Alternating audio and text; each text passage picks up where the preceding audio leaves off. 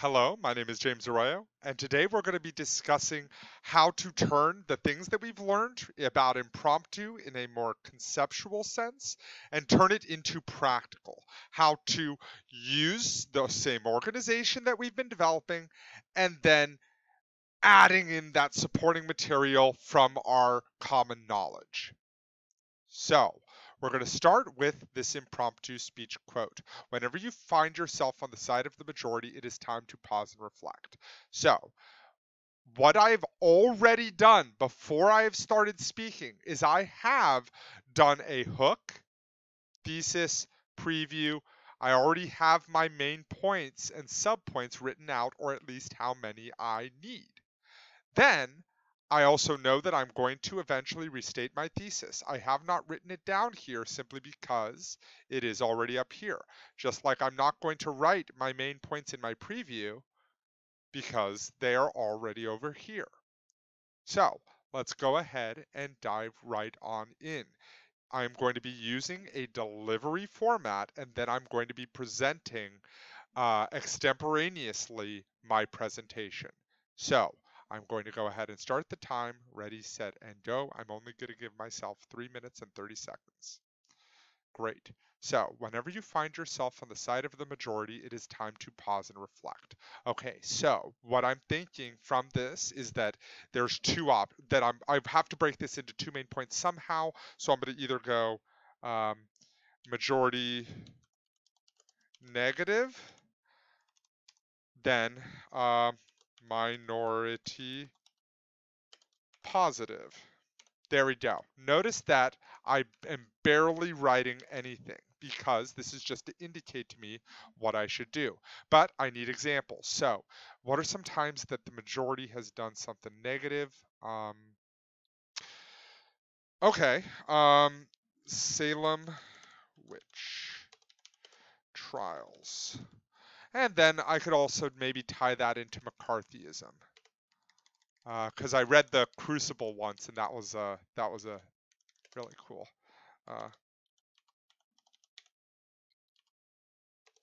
So I probably wrote too much in that one, but that's fine. Next, you know what? Groupthink. Groupthink is just extra cohesion, so I'll just write groupthink. Okay, great. Now for minority. When has the minority done something positive? When pressure to conform? Okay, well, Charles Darwin.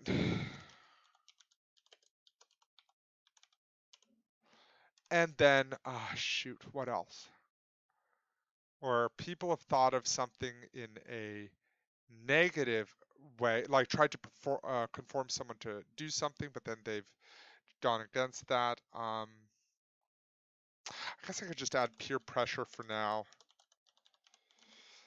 Maybe just a hypothetical example, but I don't know. Okay, I don't really know what I'm going to do for that one, so I'm just going to move on to the hook. What would be a good attention-grabbing hook to say? Okay, I've watched Orange County jump or blow up. So in Orange County, they say, hey, you want to blow? Yeah, let's go jump off something, yeah, or blow something up. Basically, that's sort of peer pressure and how they pressure someone to conform to like sort of mediocrity standards. There we go. I could talk about mediocrity in a group sense. Talk about how mediocre groups don't tend to do well in groups, or maybe I could do well, let's just go back to this, tie back to the hook. Don't fall for pressure to jump or blow up.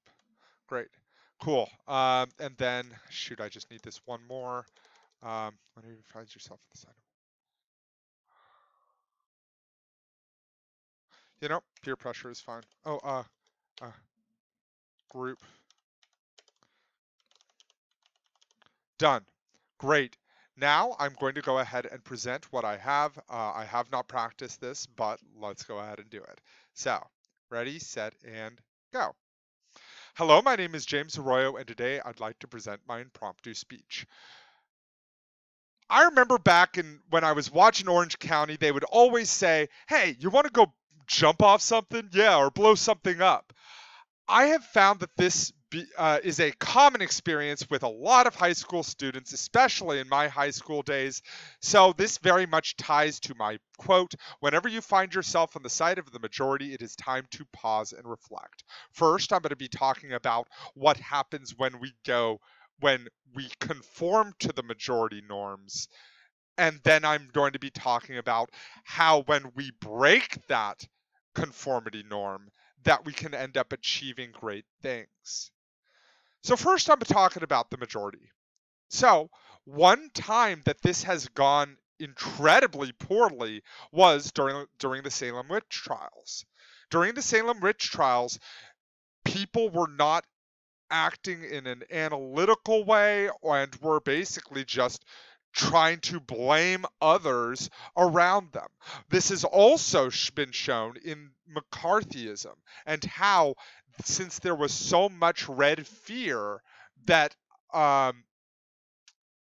there was just constant blaming of other people and accusing others of being socialist when there was really nothing.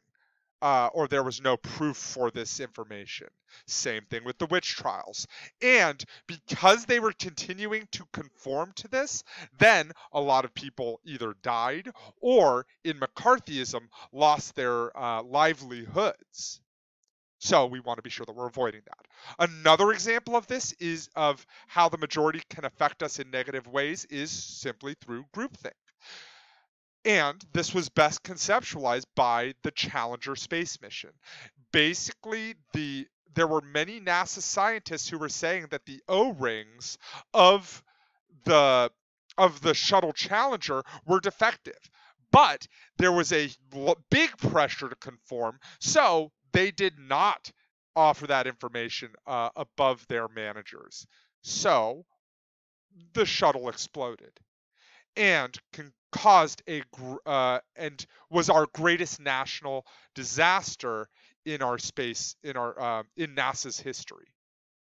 So I've just talked about some of the majority, some ways that acting in the majority can be negative. Now I'm going to be talking about some ways that not conforming to these pressures can be positive. A great example of this would be Charles Darwin. He actually felt a lot of pressure to conform to religious dogma simply because his theory of evolution was going to challenge that. And what ended up happening was that he held off publishing his work for quite a while until someone was about to publish more or less the same theory. Then he published his work, and as a result, he is a fundamental part of biological science.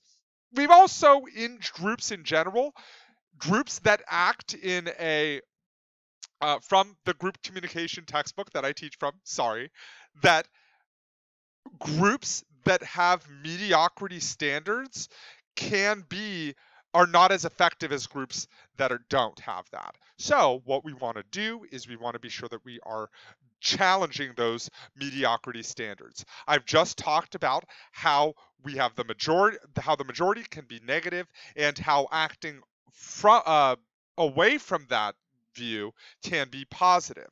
So I hope that you don't fall into the pressure of jumping off stuff or blowing something up. Have a great day. So I was a little bit long. Sorry about that. I guess I'm just long-winded.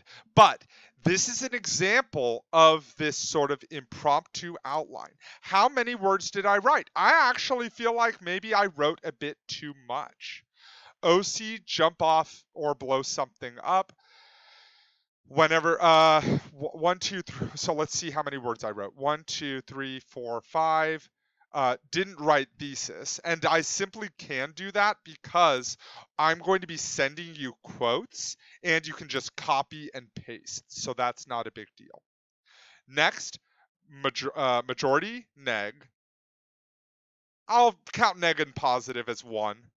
We also have Salem, which trials McCarthyism, 11 words, 12 words in groupthink, 13, 14, 15, 16 with group conformity and Charles Darwin, and then 17, 18, 19, 20, 21, 22, 23, 24. Oh, wait, I didn't count right. Well, 24 or 25. So I didn't write all that much. In fact, the majority of my time was spent explaining why I was doing certain things. So there is more than enough time to achieve this task. That being said, it is also something to consider that by shortening what we're talking about, it's actually going to make us better in presenting because I didn't have to look at my script the entire time. Instead, I was able to look at the time and know when to shorten things. When I was talking about group conformity, I was already looking at time like, oh my gosh, I have to finish now. So I shortened that explanation and jumped right in. Also keep in mind that I added the transition from first main point to second main point. So I hope that has been clarifying, and have a great rest of your day. And one last thing, please be sure that you also have a timer there with you. That is invaluable so that you can see where you're at immediately so you know whether or not to expand on ideas or to simplify ideas. There we are. Have a great day.